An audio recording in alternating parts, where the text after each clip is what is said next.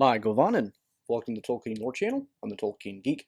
And before I get to today's topic, there's rather an interesting story. If you saw my video a couple weeks ago about the Notion Club papers and how there's this interesting fact that Tolkien almost predicted within about 4 months a really huge storm that rocked London, continuing along that theme, I have just survived 2 weeks or 3 weeks post the Notion Club video my own great storm in the form of Hurricane Laura. So, continuing weirdness, if you will. At any rate, the topic of this video is on fathers in Tolkien's Middle-earth mythology. And I'm going to try my best not to do Freudian psychoanalysis, but there are going to be elements of Tolkien's own life that we can see reflected in some of the father figures in his mythology. And so I want to explore a little bit about that, see what kind of themes we can draw from various father figures. But at any rate, that's kind of the direction this is going. So let's just take a look at some father figures in Middle-earth and see what we can figure out. So first of all, there's several different father figure types in both the Silmarillion and the Lord of the Rings. The Hobbit, we don't really get so much of that. And one of the interesting things, of course, about the Silmarillion in particular, and to a lesser degree the Lord of the Rings, because we don't see it as much, is many of the father figures that we see, we don't really get much of their fatherhood in the story, because elves are so long-lived that by the time most of the action happens, they're all grown adults. They don't really interact with their fathers in the stories in the way that you might expect fathers and sons to interact in a human story where you only have so long to live. So Fingon is the son of Fingolfin, who is the son of Finwë, but none of these people do we see interacting with their fathers in any particularly interesting way as far as their relationship goes. So our pool is a little bit more limited than it might otherwise be. Nevertheless, we do see some Elvish fathers, and the most prominent versions of the Elvish fathers, two of them anyway, fall into a particular category of dads who don't necessarily want to marry off their daughters. And here, of course, I'm thinking of Thingol, the father of Luthien, who ends up marrying Beren, a mortal, and Elrond, father of Arwen, who ends up marrying Aragorn, a mortal. Now, these two have very different approaches to how they deal with the fact that their immortal daughter is in love with a mortal man, but it's the same situation both times for sure, and neither of them are terribly happy about it. Thingol, of course, initially is completely resistant to the idea of Luthien marrying Beren, and it's only after putting Luthien in a tree prison house and her escaping, running off with Beren coming back and kind of playing a macabre joke saying, I have a Silmaril in my hand, and here's my missing hand that's in the belly of a wolf, that Thingol finally cracks and realizes he's been kind of a jerk the whole time. Elrond is a little bit less of a jerk than Thingol, because when Aragorn kind of lets him in on, yeah, I'm kind of in love with your daughter, he's like, this is not going to be pretty. I'm not going to stand in your way, but you do have to do some stuff first. I'm not going to let her marry just any schmo. You got to become the king of the reunited Gondor and Arnor before I'm going to give you her hand in marriage.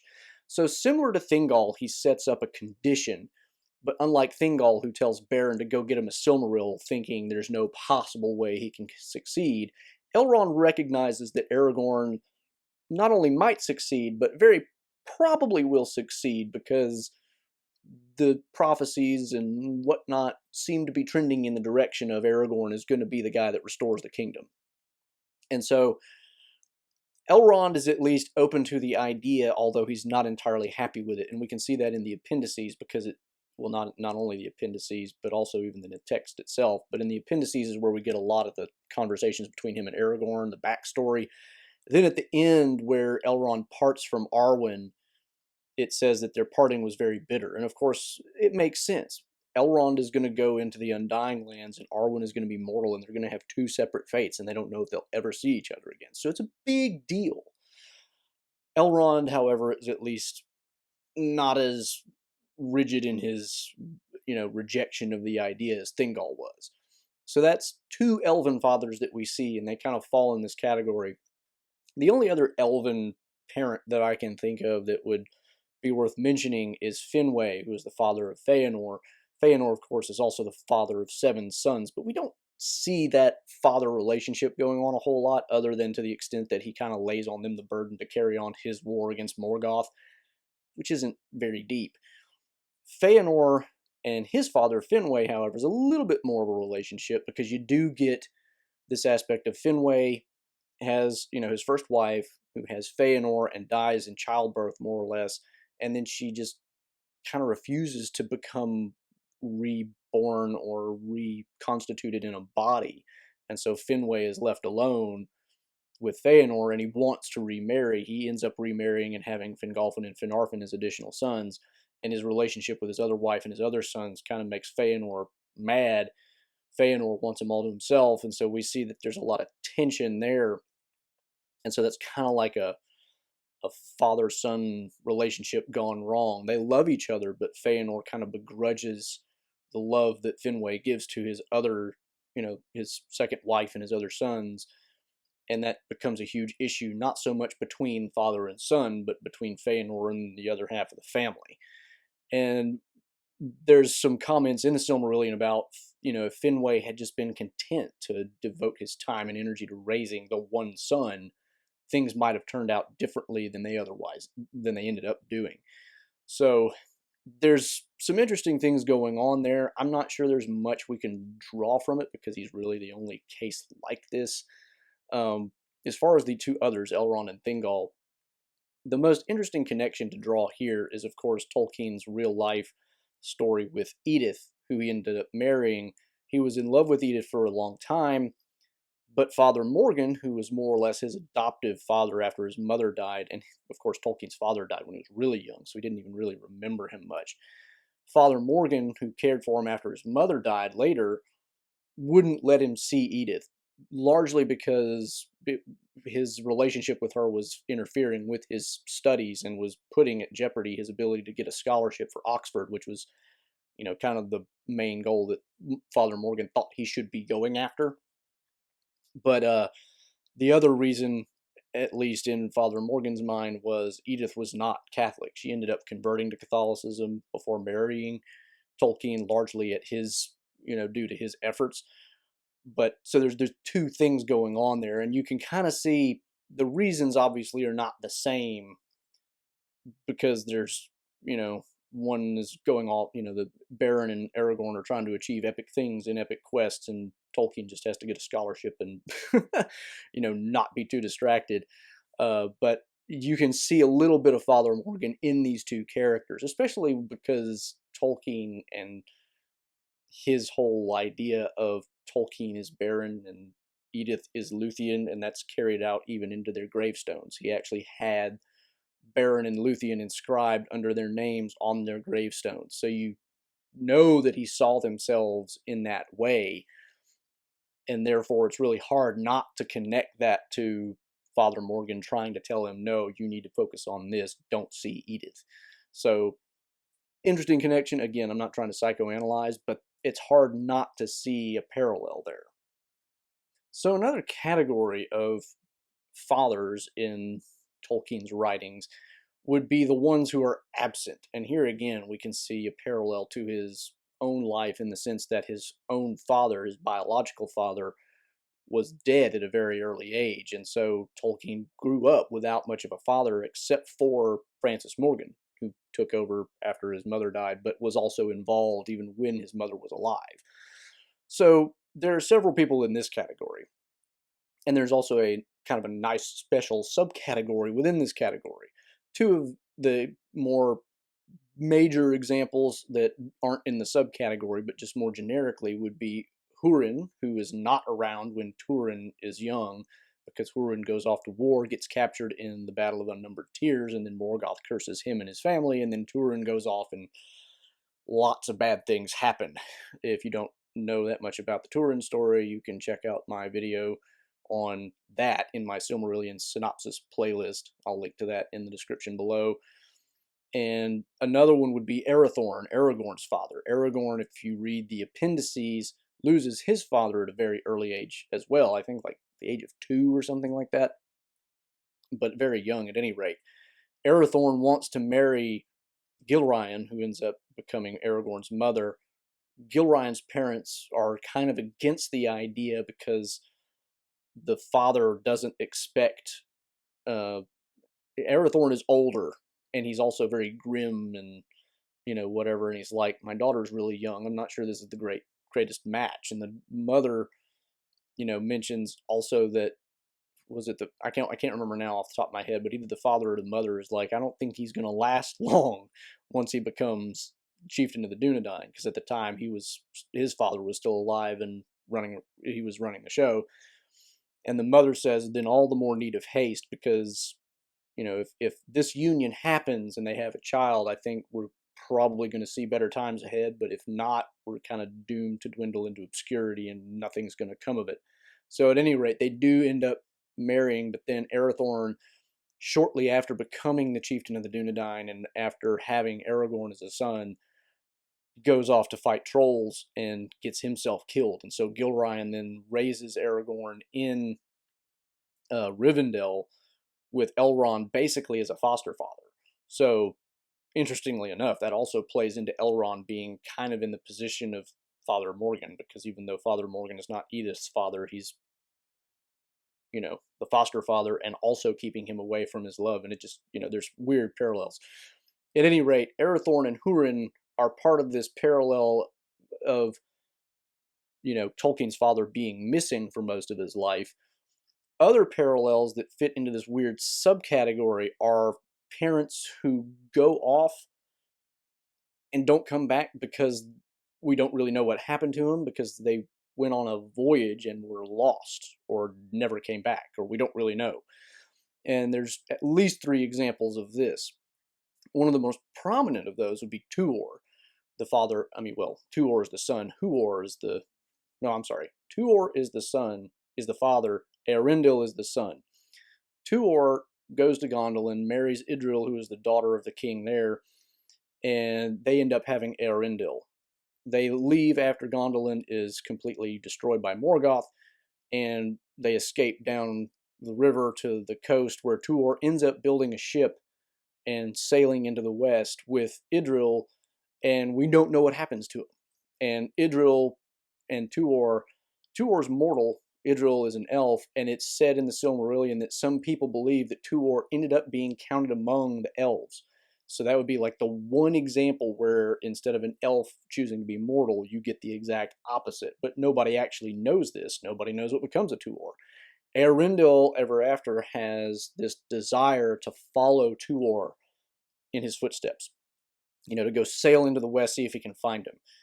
And another example that's very similar to this is in the Numenor mythology. You have Elendil and his sons, Anarion and Isildur, but Elendil's father, Valandil, basically at one point, he sees where all of the bad things in Numenor are going, and he realizes if we don't get some kind of intervention, disaster is going to strike. And so he tells Elendil, I am going to sail into the west like Arundel did way back in the day to see if I can get the favor of the Valar to try to turn things around here. There's a ban, though, on men sailing further west than within sight of Numenor, and so he's like, I may not come back. And sure enough, he sails off, and he never does come back. And again, we don't really know what happens to him. After this point, Elendil is always, when he comes to Middle-earth, he uses the Palantir trying to look into the west, and there's this, again, that echo of him wanting to follow, in a sense, his father. And then the final example of this, oddly enough, comes from the Notion Club papers. If you saw my video on that, which I'll link to in the description as well. Interestingly, in the second part, which deals mostly with Arundel Loudum, he talks about the fact that his father had a ship named Arundel, and he went sailing a lot, and one day he went sailing and he never came back, presumed lost in a storm. With him, you don't get this whole idea of the sea longing and wanting to follow after, but you certainly get elements of the same kind of idea that the father went off, disappeared, and now he's not exactly wanting to follow him, but he's wanting to, find out kind of what happened to him and learn things about him, because he left behind a bunch of these weird writings that end up being like Numenorian mythology stuff, and he's trying to decipher it, figure out what in the world happened to him. So you've got various versions of fathers who go off somewhere for whatever reason and never come back for unknown reasons. So that in itself is a really interesting subset of this category. Arundel himself kind of fits into this category as well, because he also goes sailing off into the west. The difference is we know what happens to Arundel. Arundel does come to Valinor, reaches, gives a message to the Valar, who then intervene in the war in Middle-earth and, defeat Morgoth and all that stuff. But because of the way it all goes down, Arundel is off at sea. The sons of Feyenoor attack while his wife and sons are living in their community, because they want to regain the Silmaril.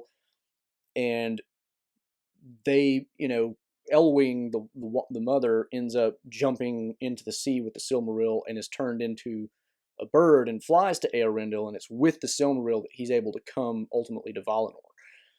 Meanwhile, his sons, Elrond and Elros, who Elros ends up becoming the first king of Numenor, Elrond we know, Elrond and Elros are taken in by, I think it was Moglor, not Mithros, but Moglor, the last two sons of Feyenoor left alive. One of them, I'm pretty sure it was Moglor, ends up raising Elros and Elrond.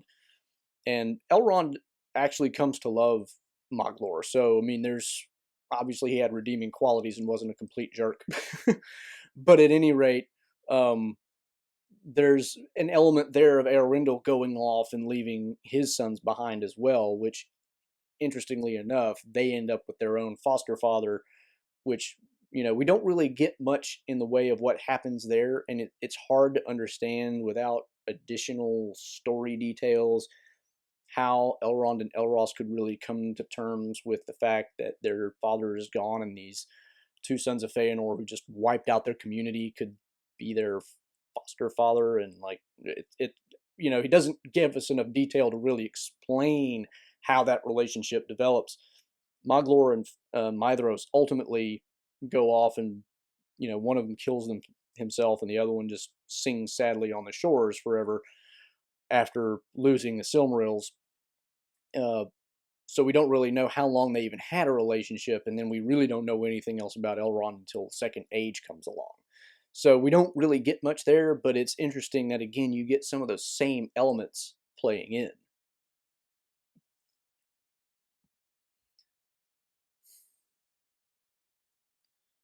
Of course, it would be hard to talk about fathers and sons without talking about one of the more strained father-son relationships, and that's Denathore and Farmer. Of course, we know that Denathore is also the father of Boromir, but we never see them interact a whole lot. We get some kind of third-hand information that Denathore liked Boromir better and whatnot, but we can actually see more of Denathore and Farmer interacting because Faramir's still alive, and they talk to each other within the story. Denathore, of course, is really hard on Faramir. He doesn't really like Faramir all that much. He thinks that he cares too much about Gandalf and more is in his camp and doesn't like that, which just shows you how bad Denathore is, really. But at any rate, Denathore has this really bad relationship with Faramir. And here's one where you can't really see much of any kind of parallel with Tolkien's life, because his own father was dead. He didn't have a relationship with him to base this on at all. And Denathore, even to the extent that Tolkien had a father-like relationship with Father Francis Morgan, you don't really see any parallels there with Denathore and Faramir, other than the harshness, maybe, that Tolkien might have perceived. But one thing that is interesting, and if you read Tolkien's other writings, like his letters, if you read some of the biographies about him, there are references in his own writings to this idea that he's not entirely sure that some of his mythological projects are really worth doing, and he's kind of trying to justify them to himself. And if there's a parallel with Denathore at all, I think it might be the idea of Tolkien's own self-criticism being, in a way, like what he thinks of, a father figure in general, thinking of his own, time that he, at some times considered wasted time. Tolkien was prone to bouts of depression and things like that, so you don't want to read too much into that. But to the extent that there's any kind of parallel there, that's the only one I could think of that might be, you might be able to draw. Again, I'm not saying that's even true, but, since one of the aspects of this video is looking at parallels, that's the only one I could see maybe working. But, that's a little reachy. So, at any rate, hard not to talk about Denathore and Farmer.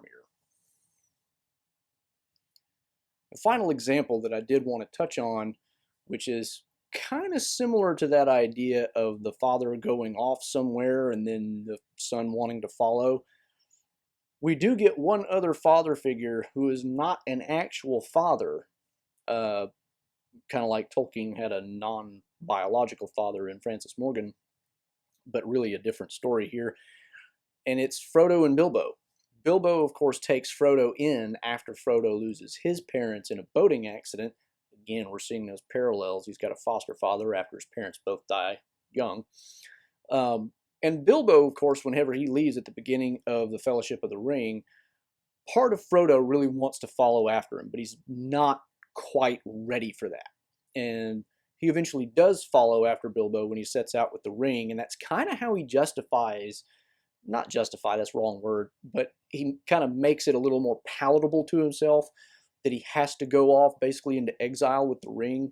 Is he kind of puts some focus on the idea that I can follow Bilbo, maybe find him. So I mean, he's got this idea in the back of his head that he wants to follow Bilbo and maybe find him again. So there's that echo to that earlier idea. Of course, he ends up finding Bilbo in Rivendell, where he's been for, however long. And they have, a reunion there, and then Frodo goes off on his quest while Bilbo, who is much too old to do much of anything, stays in Rivendell, theoretically to finish his book and write some additional stuff on Frodo's adventures, but never apparently gets very far with that project. Eventually, Frodo finishes his quest and returns, and, while he's still in Minas Tirith after everything is done, they have the wedding of Aragorn and Arwen, and he's hoping Bilbo comes to that as well. Bilbo does not come. He is, and Arwen actually says this to Frodo. They have a conversation, and she says, you got to remember, he's really old for one of your kind. So, I mean, Bilbo at this point is like probably sleeping more than half the day away because he's just old. But because of that, Frodo is enjoying everything that's going on in Minas Tirith, but he really wants to see Bilbo again. Finally, of course, he does get to return to Rivendell and see Bilbo again, and then eventually goes back to the Shire, and then ultimately he will end up sailing with Bilbo. And this is, I think, if you're going to try to psychoanalyze anything, and this is the one place that I don't mind doing it a little bit, it's almost like Frodo sailing with Bilbo is like a fulfillment by proxy of Tolkien's own desire to know his own father and to go where his father is, because he doesn't have a father, just like, Arundel doesn't have a father for part of his life, and, all these other characters don't have a father for part of their life. Frodo doesn't get a father figure for part of his life as well. But unlike, Arundel, Tuor goes off, doesn't come back. Elendil, Valandil goes off, doesn't come back. Unlike those characters whose father leave and then never see their son again, Frodo here actually gets to leave with Bilbo. And so that bond between them doesn't have to be broken in the way it was for these other characters. And in that sense, I don't know that this is really what was going on in Tolkien's mind, but it's hard not to imagine that Tolkien in some sense was kind of doing wish fulfillment at the end of this story, in a sense, and basically kind of putting himself in Frodo's shoes, saying, this is what I would have liked, to be able to, have a father with me and not, lose him at a young age. It's obviously a different circumstance because, you know, he doesn't necessarily want to die and go where his father is.